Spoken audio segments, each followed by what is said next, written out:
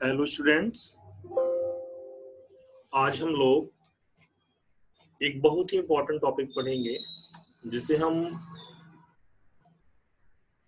Learning teaching या pedagogy of teaching की का बैकबोन कह सकते हैं। क्योंकि जब भी हम टीचिंग स्टार्ट करते हैं एज ए टीचर, तो हमारा हमारा फर्स्ट स्टेप यही होता है और इसी को पाने के लिए पूरी टीचिंग की जाती है। ठीक है, आज के टॉपिक का नाम है ब्लूम टेक्सोनॉमी या ब्लूम का वर्गीकरण। तो बीएस ब्लूम एक एजुकेशनिस्ट थे। उन्होंने सबसे पहली बार उन्होंने शिक्षण के उद्देश्यों का वर्गीकरण किया, है ना। यानी शिक्षण यानी जो टीचिंग की जाती है, टीचिंग का के ऑब्जेक्टिव क्या होने चाहिए, टीचिंग का ऑब्जेक्टिव क्या होगा और किस ऑब्जेक्टिव को पाने के लिए हम टीचिंग करेंगे। इसके लिए ब्लूम से पहले कोई रूल या कोई रेगुलेशन या कोई वर्गीकरण हमारे पास नहीं था, लेकिन बीएस ब्लूम ने अपनी ब्लूम टेक्सोनॉमी दी और ब्लूम टेक्सोनॉमी में शिक्षण के उद्देश्यों को 3 भागों में बांटा। आप इसके नाम से पूर्व परिचित होंगे: cognitive phase, affective phase and psychomotor phase. ज्ञानात्मक पक्ष, भावात्मक पक्ष और मनोगत्यात्मक पक्ष। ये 3 ऐसे फेजेस हैं बेटा जिसमें ब्लूम ने शिक्षण के सभी उद्देश्यों का वर्गीकरण किया, उसे टेबुलेट करने का काम किया।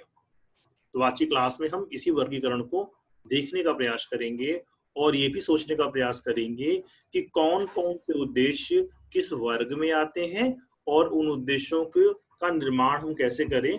तो कुछ उसके उदाहरण की भी बात हम लोग यहाँ पे साथ में करेंगे।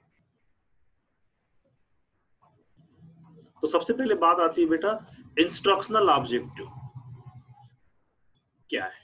इंस्ट्रक्शनल ऑब्जेक्टिव का मतलब वही टीचिंग के दौरान बनाए गए उद्देश्यों को हम क्या कह सकते हैं, हम इंस्ट्रक्शनल ऑब्जेक्टिव कह सकते हैं। ठीक है, तो इंस्ट्रक्शनल ऑब्जेक्टिव का थोड़ा सा डिफाइन किया गया है, तो इसको आप देखो। An instructional objective consist of behaviour that specific a learning outcome. ठीक है, तो अनुदेशनात्मक उद्देश्य क्या है? अनुदेशनात्मक उद्देश्य का अर्थ उस व्यवहार से है जो सीखने के परिणाम को स्पेसिफाइड करता है, विशिष्टता प्रदान करता है या निर्दिष्ट करने का काम करता है। और इसी जो लर्निंग आउटकम है, जो सीखने के बाद की प्राप्तियां हैं, जो सीखने के बाद बच्चे को जो चीजें आ जाती हैं, ठीक है, उस व्यवहार को या उन उद्देश्यों को ही हम क्या बोलते हैं, इंस्ट्रक्शनल ऑब्जेक्टिव बोलते हैं। और इनका जो वर्गीकरण है, उसी वर्गीकरण को हम ब्लूम का वर्गीकरण कहते हैं। ठीक है ना। तो अगर हम बात करें बेटा ब्लूम के वर्गीकरण को, तो ब्लूम के वर्गीकरण को 3 भागों में बांटा गया है। कौन कौन सा भाग? कॉग्निटिव या संज्ञानात्मक, अफेक्टिव या भावात्मक, साइकोमोटर या मनोगत्यात्मक। ये 3 भाग हैं। 3 भाग को अगर हम ध्यान से समझना चाहें, अगर इनको हम एक शब्द में अगर समझना चाहें कि ये 3 भाग कौन कौन से हैं, तो पहला भाग जहां पे विद्यार्थी का संज्ञानात्मक विकास होता है, यानी उसका ज्ञान पक्का हो जाता है। जो दूसरा अफेक्टिव डोमेन है बेटा, वो उसका संबंध मन से है, मन आत्मा से है, यानी बच्चों की समझ से है। अगर समझ में परिपक्वता आ जाती है, बच्चों के अंदर मूल्यांकन करने की क्षमता आ जाती है बच्चों के अंदर, तो उसे हम कहेंगे कि नॉलेज हमारा अफेक्टिव डोमेन में जा चला गया। ठीक है। साइकोमोटर का मतलब होता है मनोगत्यात्मक या मनोपेशीय। मनोपेशी का मतलब क्या हुआ? मन से पेशियों का बड़ा संबंध होता है। जैसे मान लो अगर हमें अभी गुस्सा आ जाए कस के, तो क्या होगा, हमारे आसपास कोई अगर बैठ खड़ा है तो उसको हम थप्पड़ भी लगा सकते हैं। यानी हमारी जो पेशियां हैं, हमारी पेशियों को मतलब हमारे जो हाथ पैर, ठीक है, हमारी आंखें, हमारा मुंह, ये जो हमारी पेशियां हैं, इन पेशियों में क्रिया होने लगे।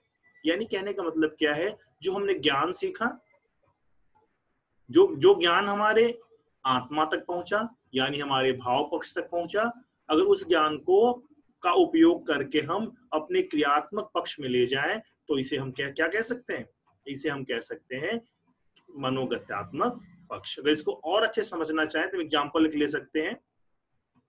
जैसे मान लो आप अगर स्कूटी ड्राइव करना सीख रहे हो, तो जो आपको स्कूटी चलाना सिखा रहा है उसने बताया कि ये देखो ब्रेक है, ये हैंडल है, ये क्लच है, ये एक्सीलेटर है, इसको ऐसे ऐसे इस्तेमाल करते हैं, रात हो जाएगी तो लाइट है, ये हॉर्न है, सारी बातें आपको उसने बता दिया, ये स्टार्ट करने का बटन है, सारी बातें बता दिया। तो आपका क्या हो गया, आपका स्कूटी को चलाने के प्रति आपका क्या, आपके ज्ञानात्मक पक्ष का विकास हो गया। यानी आप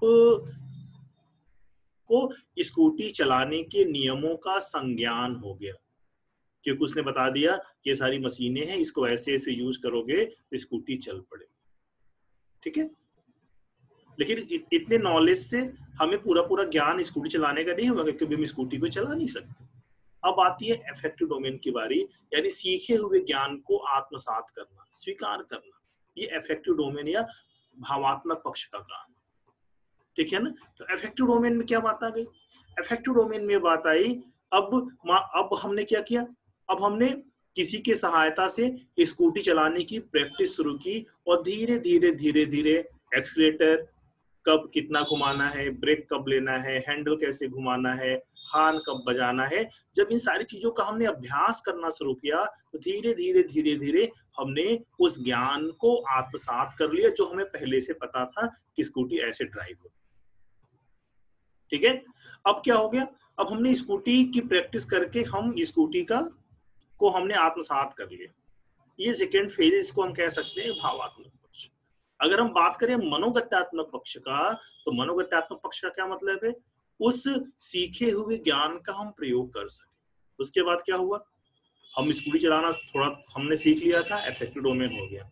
अब हम खुद से स्कूटी ड्राइव करके अगर हम मार्केट घूम आए, अपना काम कर रहे हैं, यूनिवर्सिटी चले जाए, यूनिवर्सिटी से आ जाए, तो अब ये ज्ञान का मनोगत्यात्मक पक्ष हो गया। ठीक है, फिर एक बार फिर से इसको रिकॉल करो, सीखना, स्वीकार करना और उसका प्रयोग करना। ये मोटे मोटे तौर पे हम ब्लूम के टेक्सोनॉमी के ये तीन भाग को समझ सकते हैं। ऐसे टीचर जब कक्षा में कोई ज्ञान देता है, तो उसके ज्ञान देने का तीन मेजर ऑब्जेक्टिव होता है। पहला, वो जो ज्ञान दे रहा है बच्चे उसे जान लें, बच्चे उसके ज्ञान को स्वीकार कर लें, और बच्चे उसके ज्ञान का अपने दैनिक जीवन में या अपने स्कूल लाइफ में उसका इस्तेमाल करना सीख जाए। ये तीन उद्देश्यों को लेकर ब्लूम टेक्सोनॉमी का वर्गीकरण किया जाता है। अब देखो यह बात आती है पहला संज्ञानात्मक पक्ष की या कॉग्निटिव डोमेन। तो मैंने अभी पहले ही आपको बताया कि कॉग्निटिव डोमेन क्या होता है। Cognitive domain consists of objective that relate to mental or thinking process, mental activity such as memorizing, reading, problem solving, analyzing, synthesizing, drawing, conclusion। यानी कहने का मतलब क्या है, जो संज्ञानात्मक पक्ष है, संज्ञानात्मक पक्ष के में सिखाने के उद्देश्य क्या होते हैं। सिखाने का उद्देश्य होता है मेंटल और थिंकिंग प्रोसेस से रिलेट करना। यानी हम जो कुछ बच्चों को बता रहे हैं, बच्चा क्या करे, उसे मेमोराइज कर ले, उसे याद कर सके, ठीक है, समस्या को वो रीड कर सके, हम जो कुछ ही पढ़ा रहे हैं उसको एनालाइज या उसका विश्लेषण कर सके, हम जो पढ़ाएं उसको सिंथेसाइज कर सके, या पढ़ाई जाने वाली कड़ियों को आपस में जोड़ सके या संश्लेषण कर सके, और उसका मूल्यांकन कर सके या उसको कंक्लूड कर सके। अगर इतनी क्षमता बच्चे में आ जाती है, तो हम कह सकते हैं कि बच्चा कॉग्निटिव डोमेन को के सारे उद्देश्यों को उसने फुलफिल कर लिया। ठीक है ना। अब कॉग्निटिव डोमेन के जो भाग हैं, जो इसका डिवीजन है वो क्या है, तो आप जानते हो कॉग्निटिव डोमेन के टोटल 6 डिवीजन है, 6 भाग हैं। पहला भाग क्या है, नॉलेज। दूसरा क्या है, कॉम्प्रहेंशन। तीसरा क्या है, एप्लीकेशन। चौथा क्या है, एनालिसिस। पांचवा सिंथेसिस और छठवां है इवैल्यूएशन। एक बार फिर से सुन लीजिए, नॉलेज या ज्ञान, कॉम्प्रहेंशन या बोध, एप्लीकेशन या अनुप्रयोग, एनालिसिस या विश्लेषण, सिंथेसिस या संश्लेषण, इवैल्यूएशन या मूल्यांकन। ठीक है, ये 6 उद्देश्य कॉग्निटिव डोमेन के बेटा होते हैं। तो कॉग्निटिव डोमेन के इन 6 उद्देश्यों के जो ये 6 सब पार्ट हैं, अब इन पार्टों की बात हम करेंगे और यहाँ हम उदाहरण के साथ बात करेंगे ताकि आपको बहुत ही क्लियर ये चीजें समझ में आ जाए, क्योंकि ये बहुत ही इंपॉर्टेंट है। पूरी टीचिंग इसी पर बेस्ड है। जब आप टीचिंग करने जाओगे तो आपको इन्हीं उद्देश्यों को पाना है, इसलिए इसको बहुत ही आपको अच्छे से समझ आना चाहिए। हम बात करते हैं नॉलेज की। पहला पार्ट क्या था, नॉलेज या ज्ञान। ठीक है, हमें किसी चीज का ज्ञान होता है तो हमें क्या हो जाता है, अगर हमने किसी चीज का ज्ञान कर लिया तो हमें वो चीजें रिकॉल होने लगती है, हमें याद आने लगती है। जैसे मान लो आपने आज आपको बताया गया कि ताजमहल कहाँ स्थित है, उसको किसने बनवाया, वो कब बनाया गया, या वाटर का मॉलिक्यूलर वेट कितना होता है, वाटर का फार्मूला क्या होता है, उसका स्ट्रक्चरल फार्मूला क्या होता है, तो वो आपको रिकॉल रहेगा। जब कल स्कूल में टीचर दोबारा खुद से पूछेगा तो आपको वो चीजें याद आ जाएगी। इसे हम कह सकते हैं नॉलेज। तो knowledge involves the recall of specifics and universals, the recall of method and process, or the recall of a pattern, a structure or setting. ठीक है, तो नॉलेज क्या है, अगर हम सिंपल वर्ड में करें तो जो नॉलेज का ऑब्जेक्टिव है, जो ज्ञान का ऑब्जेक्टिव है, वो क्या है, वो रिकॉलिंग से रिलेटेड है। किसकी रिकॉलिंग, रिकॉल ऑफ स्पेसिफिक्स, कुछ स्पेशल जो क्लास में पढ़ाया गया या जो कुछ यूनिवर्सल क्लास में पढ़ाया गया, हम उसको रिकॉल कर सकें या प्रत्यय स्मृत कर सकें या याद हमको आ जाए जब पूछा जाए। The recall of methods and process. ठीक है, अब साइंस में जो थ्योरीज पढ़ाई गई, जो प्रोसेस पढ़ाए गए, जो मेथड्स पढ़ाए गए, अगर हमें वो मेथड्स और प्रोसेस और थ्योरीज अगर याद आ जाए तो हम इसको भी कह सकते हैं। रिकॉल ऑफ पैटर्न, पैटर्न का मतलब कोई स्ट्रक्चर या कोई डिजाइन या कुछ भी पढ़ाया गया, अगर हमें वो रिकॉल हो जाए। स्ट्रक्चर और सेटिंग, तो बात समझ में आ गई, यानी हमें कोई संरचना या कोई तरीका, कोई सिस्टम अगर हमें याद आ जाए तो हम कह सकते हैं कि ये रिकॉल, ये ज्ञान पक्ष, ये ज्ञान उद्देश्य को फुलफिल करता है। Some action verb that describe learning outcome at this level are follows. अगर हमें इन्हें, अगर इनके लिए अगर हमें ऑब्जेक्टिव बनाने हैं, अगर हमें इन बच्चों से पूछना है, तो उसके लिए हम कुछ एक्शन वर्ब्स यूज कर सकते हैं, जो एक्शन वर्ब्स क्या करते हैं, वो ज्ञान के उद्देश्य को बनाने का काम करते हैं। जैसे टेल, अगर हम किसी से पूछ लें, बताओ तुमने कल क्या सीखा, तो उसको रिकॉल करना पड़ेगा ना। तो टेल करना या बताना। ठीक है, ये आपको आपके टीचर ने पूछ लिया कि कोशिका के बारे में बताओ, आपसे पूछ लिया कि tell about molecular formula of water, तभी ये नॉलेज से रिलेटेड आपका ये ऑब्जेक्टिव बन गया, ये प्रश्न बन गया। अगर हम बात करें लिस्ट का मतलब सूची बनाना। ठीक है, सूची बनाने का मतलब क्या हुआ, जैसे क्लास में बताया गया कि एसिड ये होता है, बेस ये होता है, और आपसे कह दिया जाए कि एसिड और बेस की एक लिस्ट आप अपने से बनाओ, तो इसके लिए भी हमें इसकी जरूरत पड़ेगी। मैच, मैच का मतलब मिलान कीजिए, डिफाइन परिभाषित कीजिए, नेम नाम बताइए, लेबल लेबल लगाइए, आइडेंटिफाई पहचान कीजिए, स्टेट, ठीक है, स्टेट का मतलब उसका वर्णन कीजिए। ऐसे कुछ एग्जांपल्स हैं जिनका इस्तेमाल करके हम इंस्ट्रक्शनल ऑब्जेक्टिव बना सकते हैं, है ना। जैसे इस लेवल से कुछ एग्जांपल भी आपके सामने आ रहे हैं। Tell the most important part of flower,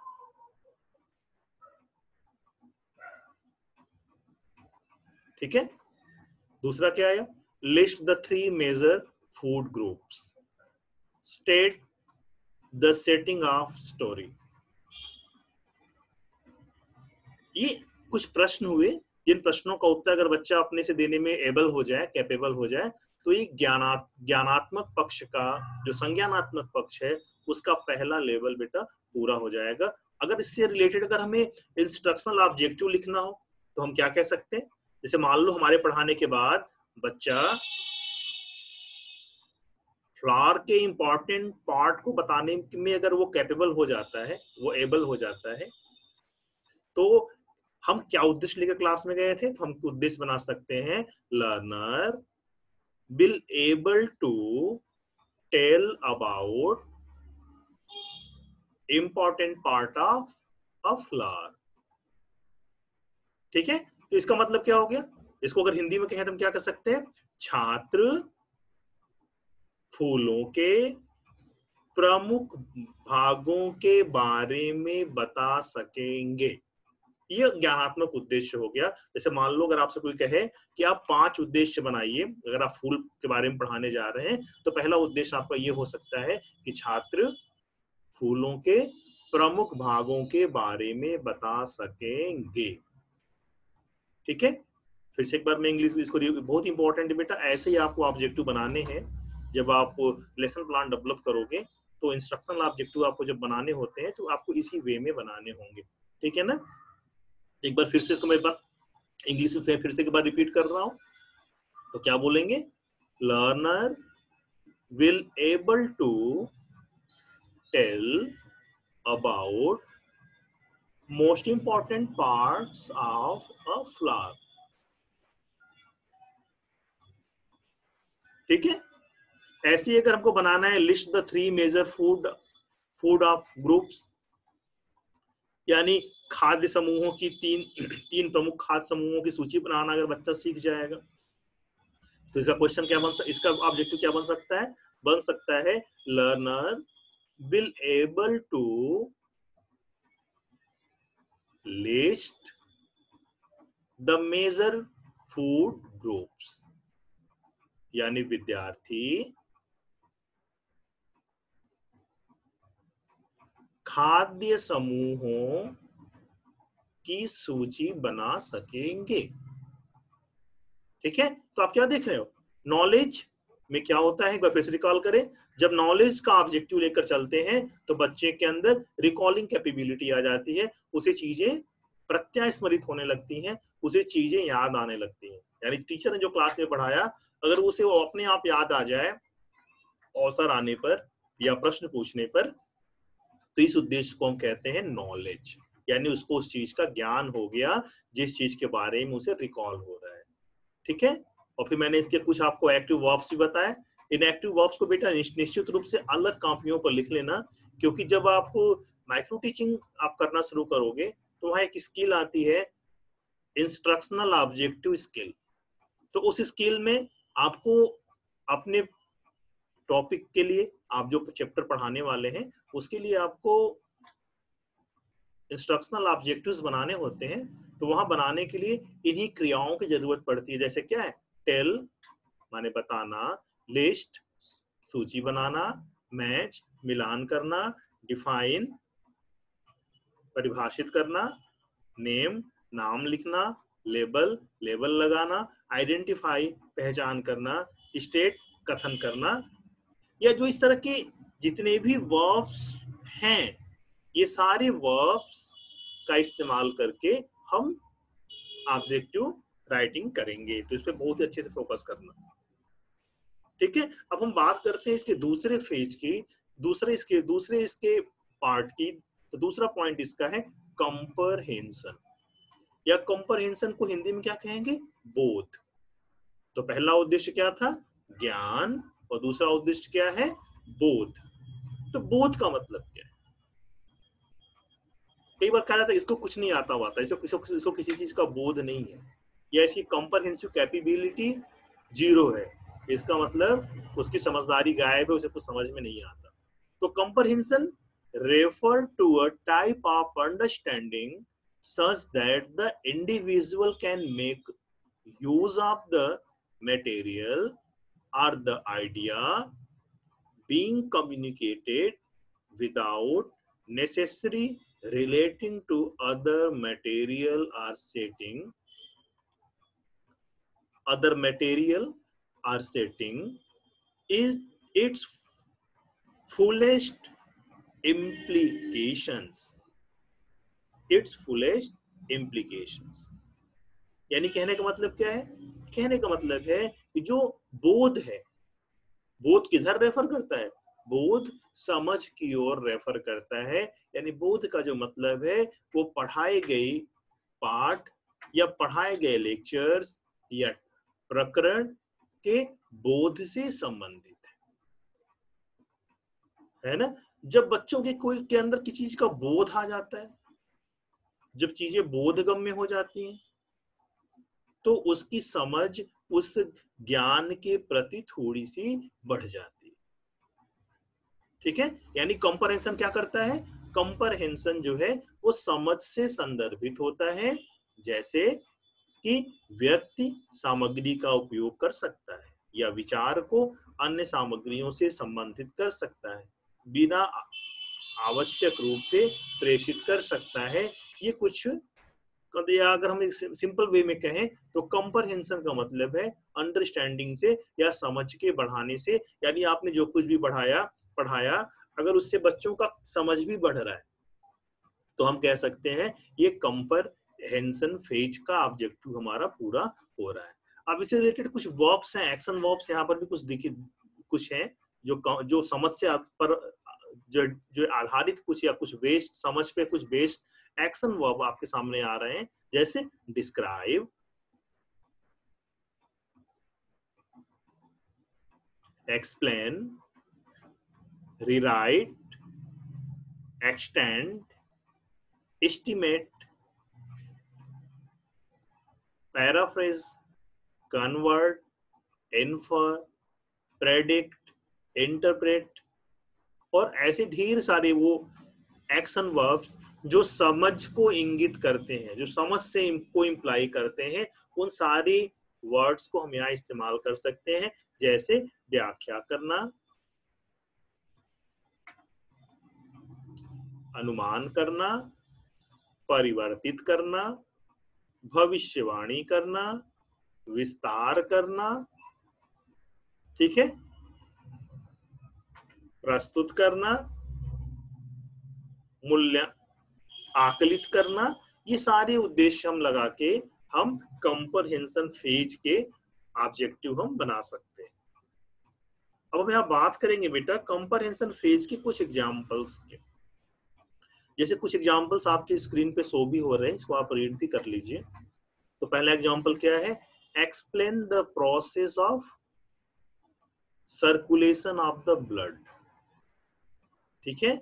यानी रक्त परिसंचरण की प्रक्रिया समझा, यानी शरीर में हमारे ब्लड कैसे बहता है इसकी प्रक्रिया समझाइए। इसकी प्रक्रिया आप कब समझा पाओगे, जब आपका खुद उस ब्लड सर्कुलेशन के से रिलेटेड आपको अंडरस्टैंडिंग होगी, तभी उसको आप समझा पाओगे। दूसरा एग्जांपल क्या दिया गया, estimate the cost of production of the book, पुस्तक के उत्पादन की लागत का अनुमान लगाइए। Predict the ending of the story, यानी कहानी के अंत की भविष्यवाणी कीजिए। जैसे कई बार होता है ना कि आप मूवी देख रहे हो और आपको गेस करने लगते हो कि अब इसके बाद यही होगा, ऐसा ही होने वाला है। जब आप कई बार जब टीवी सीरियल्स देखते हो तो वहां पर भी ये चीज आती है, तो उसी को कहा जा रहा है predict the ending of the story. आप किसी स्टोरी या किसी एपिसोड या किसी सीरियल या किसी मूवी में को प्रेडिक्ट तभी कर सकते हैं जब उसको आपने अच्छे से समझ लिया है, जब आपको उसका बोध हो गया। ठीक है ना? तो ये तीन तरह के 3 प्रश्न यहाँ पे हमने एग्जाम्पल के वे में आपको दिया है, और ये सारे प्रश्न समझ पर आधारित है। और हम इन प्रश्नों के आधार पर भी हम अंडरस्टैंडिंग लेवल या कंप्रहेंसिव जो ऑब्जेक्टिव है, तो कंप्रहेंसिव ऑब्जेक्टिव से रिलेटेड हम ऑब्जेक्टिव बना सकते हैं। कैसे बना सकते हैं? बनाने का मंत्र क्या है, फिर से सुन लो। हमने क्या बोला? Learner will able to dash dash dash, है ना? अब अगर इस डैश डैश डैश में अगर हम क्वेश्चन 1 से को पुट करें तो क्या बन जाएगा? Learner will able to explain the process of circulation of the blood, यानी विद्यार्थी रक्त परिसंचरण को समझाने में सक्षम हो पाएंगे, रक्त परिसंचरण की प्रक्रिया को समझाने में सक्षम हो पाएंगे। अब हिंदी में इसको कैसे बनाएंगे? हिंदी के लिए मंत्र क्या है? हिंदी के लिए जो मंत्र है या जो इसका स्ट्रक्चर है, वो स्ट्रक्चर ये है, छात्र डैश डैश डैश सकेंगे। अब इस डैश डैश डैश के बीच में क्या लिखे, क्या आपको भरना है? यहाँ पे रक्त परिसंचरण की बात है, तो उद्देश्य क्या बन गया? छात्र रक्त परिसंचरण की प्रक्रिया को समझा सकेंगे। तो आपने क्या किया? रक्त परिसंचरण की प्रक्रिया को डैश डैश के बीच में रख दिया, तो ऑब्जेक्टिव बन गया। ठीक है ना? तो इसी तरह से ऑब्जेक्टिव बनाते हैं। तो ये आपका हो गया बेटा कंप्रहेंसिव का पार्ट। अब हम इसमें तीसरे पार्ट की बात करेंगे, और तीसरा पार्ट हमारा है एप्लीकेशन का। एप्लीकेशन का मतलब क्या होता है? अनुप्रयोग। मतलब हमने जो अभी समझा है, हम उसका थोड़ा मोड़ा हम उसका अनुप्रयोग करना सीख जाएं, उसका प्रयोग करना सीख जाए। जैसे मान लो टीचर ने कोई फार्मूला बताया, उस फार्मूले का यूज करके आप कोई न्यूमेरिकल लगाना सीख जाए, तो तीसरे चरण या एप्लीकेशन का पार्ट होता है। ठीक है ना? तो एप्लीकेशन क्या करता है? Application the use of abstractions which might be technical principles, ideas and theories in particular and concrete situation। ठीक है? यानी अमूर्त का प्रयोग करना अगर आ जाए, यानी आपको सिद्धांतों का, किसी सूत्रों का, किसी विशेष परिस्थितियों का या सीखे गए परिणामों का अगर आप उपयोग करना सीख जाए, अनुप्रयोग करना सीख जाए, तो उसे हम कह सकते हैं कि ये एप्लीकेशन डोमेन की बात आपने कर लिया। अब इससे रिलेटेड अगर हम कुछ एक्शन वर्ब्स की बात करें, यहाँ पे कुछ एक्शन वर्ब्स क्या हो सकते हैं? जैसे कंप्यूट मतलब गणना करना, ऑपरेट मतलब संचालन करना, मैनिपुलेट मतलब हेर फेर करना, सॉल्व हल करना, ड्रा आलेखित करना, चेंज परिवर्तित करना, यूज उपयोग करना, डेमोन्स्ट्रेट प्रदर्शित करना, ठीक है, एम्प्लॉइज का मतलब इंगित करना। ये सारे जो ऑब्जेक्टिव्स हैं, इन ऑब्जेक्टिव्स जो ये एक्शन वर्ब्स हैं, इन एक्शन वर्ब्स के की सहायता से हम इन उद्देश्यों को पूरा करने वाले प्रश्नों को भी बना सकते हैं और उन उद्देश्यों को भी पक्की पहचान कर सकते हैं जो एप्लीकेशन वाले फेज या इस वाले पार्ट को फुलफिल करने के लिए हम उद्देश्यों को का निर्माण हम कर सकते हैं। जैसे 3 एग्जाम्पल भी आपकी स्क्रीन पे दिख रहा है। compute the rate of interest when given these facts. Compute the rate of interest when given these facts. Solve two-step word problem. Draw the part of the eyes. आप क्या देख रहे हो? दिए गए तथ्यों के आधार पर ब्याज दर की गणना कीजिए। ठीक है ना? दो चरणों वाले शब्द समस्या को हल कीजिए। आंखों के भागों का चित्रण कीजिए, यानी उसका आरेख बनाइए। ये तीन हम प्रश्न यहां बना सकते हैं अनुप्रयोग से रिलेटेड। ठीक है ना? तो अनुप्रयोग से रिलेटेड क्या हो गए? ये तीन प्रश्न आप अच्छी तरह से बना सकते हैं। अगर अब इससे रिलेटेड अगर हमें लर्निंग ऑब्जेक्टिव बनाना तो हम क्या बना सकते हैं? जैसे मान लो अगर आंख वाले पे ही बनाना हो या प्रॉब्लम सॉल्विंग भी बनाना हो तो क्या हो सकता है? यहाँ पे हो सकता है learner will able to draw the parts of the eyes. छात्र सकेंगे, बीच में क्या भरोगे? छात्र आंखों के विभिन्न भागों का आरेख कर सकेंगे या आंखों के विभिन्न भागों का चित्रण कर सकेंगे, है ना? इस तरह से हम ऑब्जेक्टिव बना सकते हैं। ठीक है? तो ये ऑब्जेक्टिव किसका बन गया? ये ऑब्जेक्टिव बेटा एप्लीकेशन पार्ट वाला ऑब्जेक्टिव हो गया। यह हमने बना दिया solve two step word problem हमने बना लिया, तो क्या हो जाएगा? Learner will able to solve two step word problems. इस तरह से हम अनुप्रयोग वाले पार्ट के उद्देश्यों को हम बना सकते हैं और उन उद्देश्यों के लिए हम प्रश्नों का निर्माण कर सकते हैं। ठीक है? अब इसका जो बेटा फोर्थ पार्ट है, उस फोर्थ पार्ट को बोलते हैं एनालिसिस या विश्लेषण करना। तो विश्लेषण को अगर हम ध्यान से समझना चाहें तो विश्लेषण का मतलब होता है किसी भी चीज की बारीकी या गहराई से अध्ययन करना। तो जब हमारे अंदर जब हम एनालिसिस का ऑब्जेक्टिव लेके चलेंगे तो बच्चे क्या हो जाएंगे? बच्चे एनालाइज करने की कैपेबिलिटी या विश्लेषित करने की क्षमता वो निश्चित रूप से हमारे पढ़ाने के बाद प्राप्त कर पाएंगे। तो ये फोर्थ जो ऑब्जेक्टिव होती है वो एनालिसिस की होती है या विश्लेषण की होती है ना? विश्लेषण का मतलब होता है किसी को बहुत ही गहराई से अध्ययन करना। जैसे एक छोटा सा एग्जाम्पल लें, जैसे मान लो घर में बड़ा कोई शादी के लिए अगर लड़की को देखने गया तो वो उसको एनालिसिस करता है। वो उसकी क्वालिफिकेशन, उसकी हाइट, ठीक है, उसका कलर, उसका नेचर, उसके और भी जो उसके हॉबीज हैं, जो उसकी एक्टिविटीज हैं, वो हर चीज पे फोकस करता है। यानी वो एक तरह से ओवरऑल इवेल्युएशन करता है। जब हम किसी चीज को बहुत ही गहराई से जब उसके बारे में अध्ययन करते हैं तो उसे हम कहते हैं कि हम इसका विश्लेषण कर रहे हैं या इसको हम एनालाइज कर रहे हैं। ठीक है ना? तो ये एनालाइज इसका मतलब यही हो।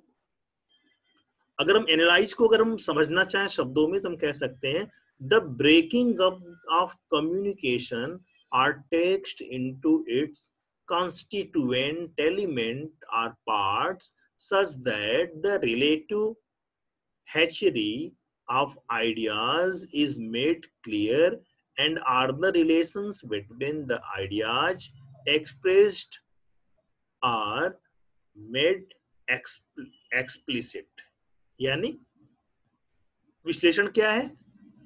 किसी घटक, किसी तत्व, भागों या हमारे कथनों आदि के सापेक्ष अगर हम उन चीजों को अलग अलग कर दें, उनको अगर उनको पार्ट कर दें, उनको टुकड़े टुकड़े में करके उसके हर भाग को अगर हम समझने का प्रयास करते हैं तो हम ये मानते हैं कि हमने एनालिसिस किया। तो बच्चों के अंदर एक कैपेबिलिटी आ जाए। जैसे हमने बच्चों को अगर हमने कोशिका पढ़ा दी तो कोशिका को उसको अच्छे से उसको एनालाइज करने आ जाए, वो सेल की सारी प्रॉपर्टीज जान जाए, सेल के वो सारे टाइप्स जान जाए। ठीक है? सेल के अंदर के जितने सब पार्ट्स हैं उनके बारे में भी वो बड़ी अच्छी तरह से जान जाए, तो हम ये क्या कह सकते हैं, अब बच्चा सेल टॉपिक को एनालाइज कर सकता है। ठीक है ना। अब इससे रिलेटेड मान लो कुछ अगर हम एक्शन वर्ब की बात करें, तो एक्शन वर्ब क्या हो सकता है ब्रेक डाउन, ठीक है, सेपरेट आउट, सब divide, differentiate, analyse, select, distinguish, point out, relate.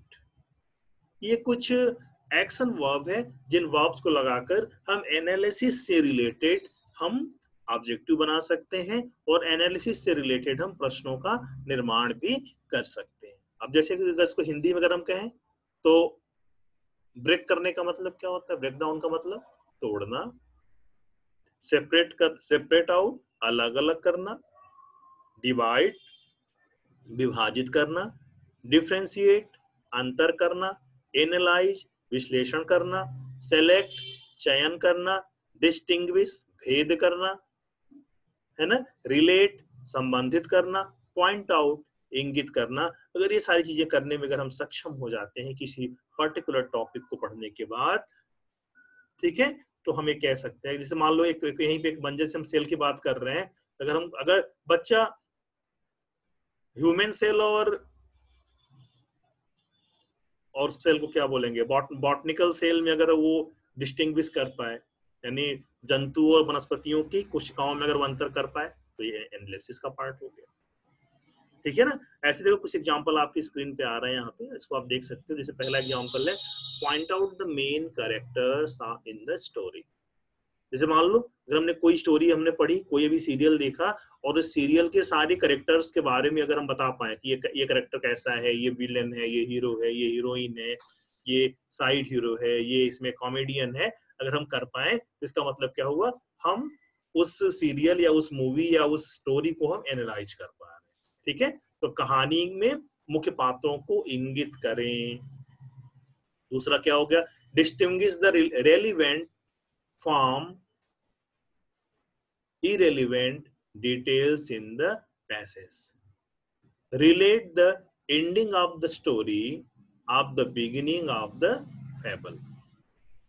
ठीक है, अगर इसको भी बनाना चाहे तो हमें क्या करना पड़ेगा, हमें कुछ नहीं करना है, आपके पास आपका फार्मूला है, कौन सा, लर्नर विल एबल टू, छात्र डैश डैश डैश सकेंगे, उसके बीच में आप जो कुछ भी डाल दोगे अपने आप ऑब्जेक्टिव बनकर तैयार हो जाएगा। Learner will able two point out the main characters in the story, छात्र कहानी के मुख्य पात्रों को इंगित कर सकेंगे। बन गया ऑब्जेक्टिव। बहुत ही आसान है ऑब्जेक्टिव बनाना, इस तरह से हम किसी भी पार्ट के ऑब्जेक्टिव्स को हम बना सकते हैं। ठीक है, अब जो बेटा इसका जो फिफ्थ पॉइंट है उसे कहते हैं सिंथेसिस। सिंथेसिस का मतलब होता है जो हमने एनालाइज किया, जो हमने चीजों को अलग अलग किया, उसको दोबारा जोड़ देना। मतलब एनालिसिस के बाद हम हमेशा सिंथेसिस करते हैं। सिंथेसिस का मतलब होता है टुकड़ों को या भागों को या प्रक्रियाओं को आपस में मिला लेना। जैसे टीचर क्लास में कोई चीज पढ़ा रहा है, उस चीज को आपने प्रीवियस क्लासेस में हो सकता है उसके बारे में थोड़ा बहुत कुछ आप जानते हो, आपको कुछ प्रीवियस नॉलेज हो। आज की क्लास में टीचर ने कोई चीज पढ़ाया तो उसको कई टुकड़ों में कई पार्ट में करके पढ़ाया, आपने सबको सम अप कर लिया, सबको जोड़ लिया, सबका इंटीग्रेशन कर लिया, मींस आपको सिंथेसिस करना आ गया। ठीक है, तो सिंथेसिस क्या कहता है, the putting together of elements and parts to form whole. This involves the process of working with pieces, part, element, etc. and arranging and combining the constitutes a pattern or structure not clearly seen or observed before. यानी संपूर्ण बनाने के लिए तत्वों और भागों को एक साथ रखना ही संश्लेषण करना है। इसमें क्या होता है, इसमें टुकड़े, भागों, तत्वों, प्रक्रियाओं, नियमों, पढ़ाई गई बातों, पूर्व से ज्ञात बातों, संरचनाओं, रेखा चित्रों, इन सबको अगर जिन्हें हम स्पष्टता समझ नहीं पा रहे हैं, अगर इनको हमने पढ़ाई के बाद इनका संयोजन करना सीख लिया, इसका मतलब हमें सिंथेसाइज करना आ गया, हमने संश्लेषण वाले पार्ट की समझ बच्चों में डाल दी। तो इसके लिए हम अगर इसका ऑब्जेक्टिव बनाना चाहें तो इसका ऑब्जेक्टिव बनाने के लिए हम कौन कौन से एक्टिव वर्ब्स यूज कर सकते हैं, कौन कौन सी ऐसी क्रियाएं जिनका यूज हम कर सकते हैं, वो एक्शन वर्ब्स कौन कौन से हैं? Compose, formulate, rewrite, design, reorganise, create, reconstruction, categorise, classify. ये कुछ एग्जाम्पल्स हैं जिनका हम प्रयोग करके हम संश्लेषण के लिए उद्देश्य भी लिख सकते हैं, संश्लेषण के लिए हम प्रश्नों का निर्माण भी कर सकते हैं, ये चेक करने के लिए कि बच्चों को ये चीजें आई या नहीं आई। ठीक है ना? अब इससे रिलेटेड कुछ एग्जाम्पल आपकी स्क्रीन पे आ रहा है, आप देखो क्या आ रहा है। Rewrite the ending of the story.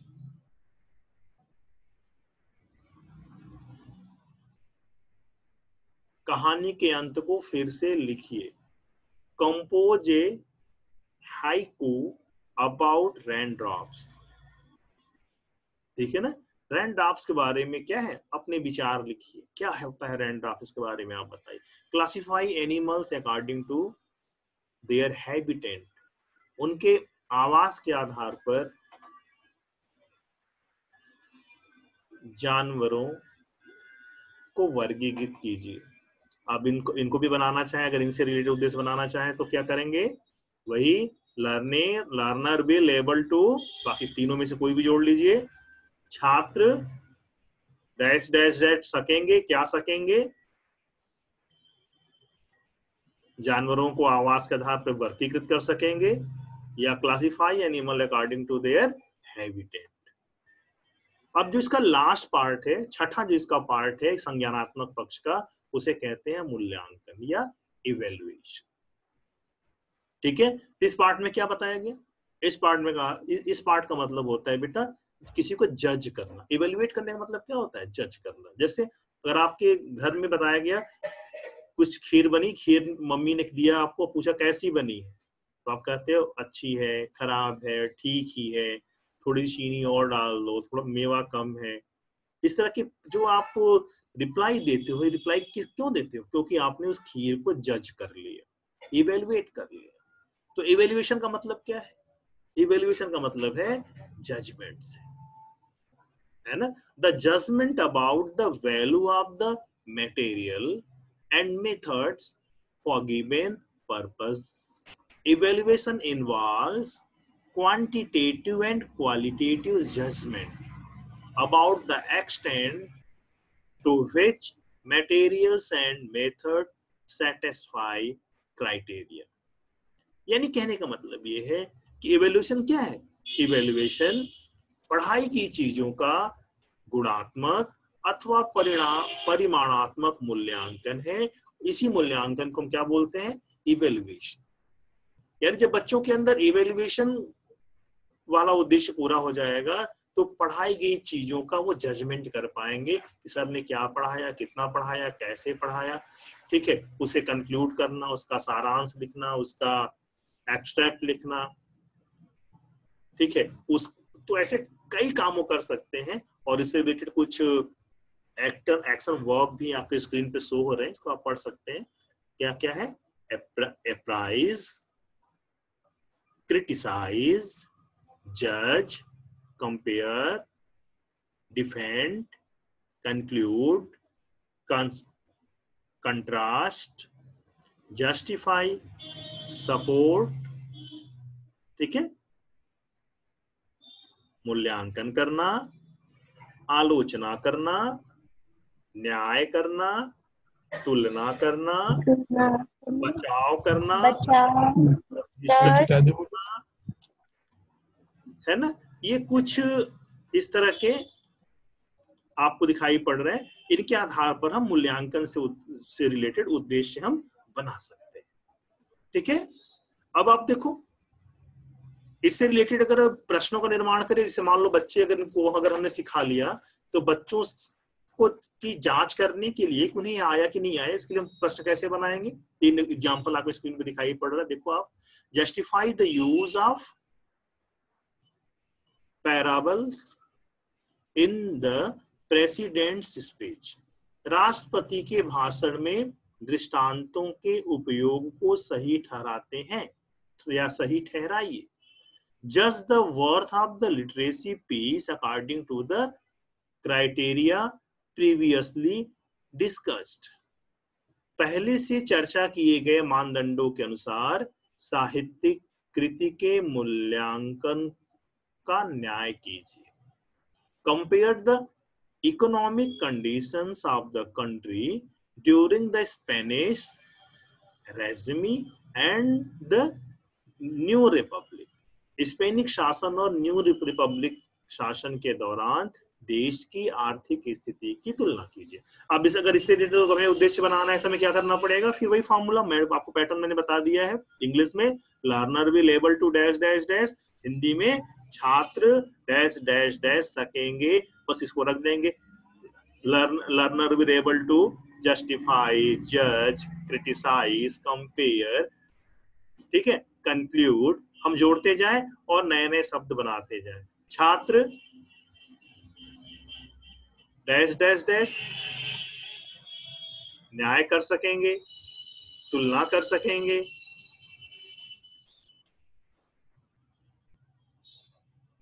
ठीक है, विवेचना कर सकेंगे। ऐसे अगर हम वर्ड जोड़ते चले जाएं तो ये 6वां पार्ट या इवेल्युएशन या मूल्यांकन का पार्ट भी पूरा हो जाएगा। तो इस तरह से बेटा आज हम लोगों ने कॉग्निटिव डोमेन या संज्ञानात्मक पक्ष से जुड़े उद्देश्यों के बारे में हमने देखा कि उद्देश्य क्या है, और संज्ञानात्मक पक्ष के उद्देश्य के जो 6 भाग हैं वो कौन कौन से हैं, और उससे रिलेटेड अगर उन उद्देश्यों को हम पूरा करें तो उसको चेक करने के लिए हम प्रश्नों का निर्माण कैसे करें, और पढ़ाने के लिए या पढ़ाने से पहले हम उद्देश्यों का निर्माण कैसे करें, ये सारी बातें आपको बताएंगे। अब कल की क्लास में हम लोग, या जो हमारी नेक्स्ट क्लास होगी, उस क्लास में हम लोग अफेक्टिव डोमेन और साइकोमोटर डोमेन को सीखने का प्रयास करेंगे।